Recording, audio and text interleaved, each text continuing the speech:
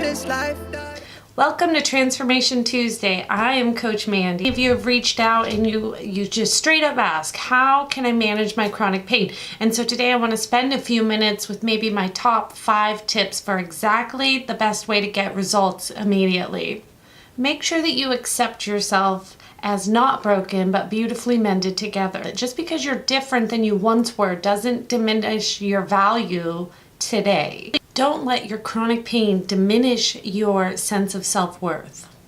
I know that can be very difficult if you're a person that is used to accomplishing a certain amount of stuff in one day and you're unable to perform at that level. Reevaluate the expectations that you put on yourself. Expectations can be very dangerous in the ways that they set you up for feeling disappointed.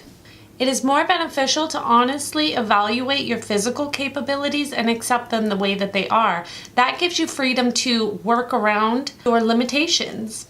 Prioritize and structure your day according to exactly who you are today. Some of the techniques that I use in order to ensure that I'm doing my most productivity within my capabilities and my limits is to have a list of my top 3 priorities. Post those somewhere where you can actually see them.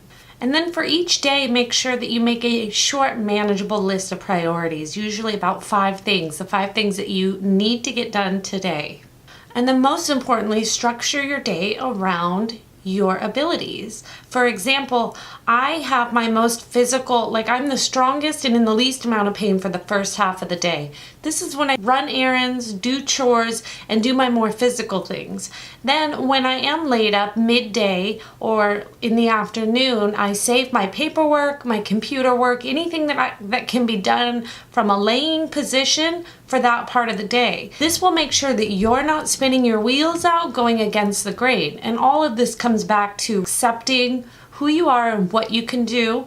And when we do that, we take the power back and we're able to work with ourselves. When living with chronic pain, your energy and time in doing a certain thing may be limited. And that's okay.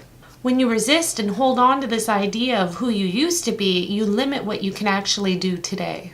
Make a list of what you actually accomplished today. This will combat the feeling of guilt and shame that often accompanies the unpredictability of chronic pain. Some days you may have a flare-up that was unexpected. You didn't do anything to bring it on. These days are demoralizing. So making a list of actually what you accomplish in a day will be easier for you to reflect on and battle your flare-up. Tip 5, get support. Having that support system put in place and finding people that are in a similar situation or that can support you, that totally believe you and understand how much effort you're putting out to do the basic things that other people do naturally. There's lots of different ways that you can accomplish this. There's support forums. There's also private Facebook groups for individual illnesses or specific chronic pain. Friends and family can always be a great support system, although I know that chronic pain often isolates individuals. You may not have a large peer support of friends or even close family members, and that's okay because there are other ways. My favorite way is through having a coach, just having someone who knows firsthand what you're going through and how to get through it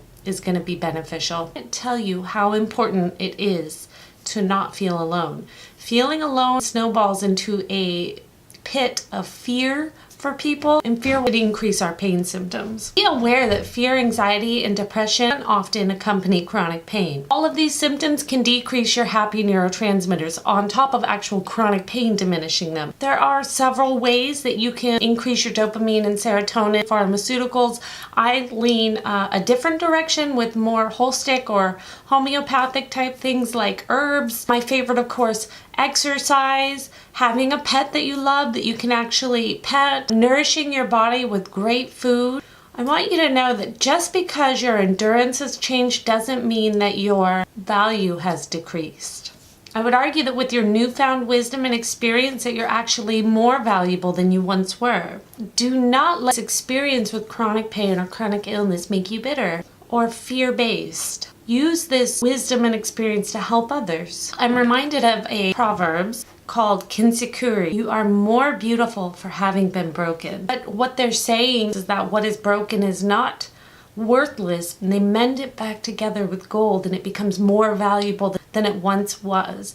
And This is your story. This is your life. You are more valuable now with your gained insight and wisdom, and take this out into the world and go make a difference. If you enjoyed this video, be sure to like, comment, or share. Thank you for watching today. Have a great day. In this hype, doing it right, yeah.